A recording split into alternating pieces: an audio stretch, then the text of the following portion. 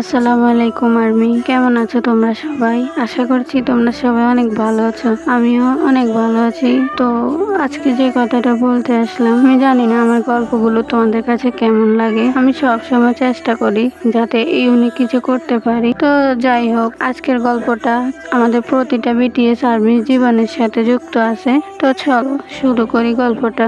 ছোট্ট একটা শহরে বসবাস করত সায়রা। সায়রা ছোটবেলা থেকে কিম ট্যাংয়ের বিশাল ভক্ত। তার স্বপ্ন একদিন প্রিয় তারকার সামনে দাঁড়িয়ে তাকে নিজের মনের কথা বলবে, কিন্তু বাস্তবতা তো সহজ ছিল না। বাংলাদেশে বসে শুধু স্ক্রিনের ওপাশ থেকে তাকিয়ে থাকা ছাড়া আর কোনো উপায় ছিল না। সায়রা একদিন জানতে পারলো তার হাতে বেশি সময় নেই, তার জীবন হয়তো বেশি দিনের জন্য নয়। এই সংবাদ শুনে সে ভেঙে পড়েছিল, কিন্তু নিজের জীবনের শেষ দিনগুলোতে অন্তত একবার বিয়ের সাথে দেখা করার ইচ্ছে করে। তার সহপাঠীরা মিলে এক অসম্ভব পরিকল্পনা করে, কোনোভাবে কোরিয়া গিয়ে বিয়ের একটি কনসার্টে অংশ নেওয়া।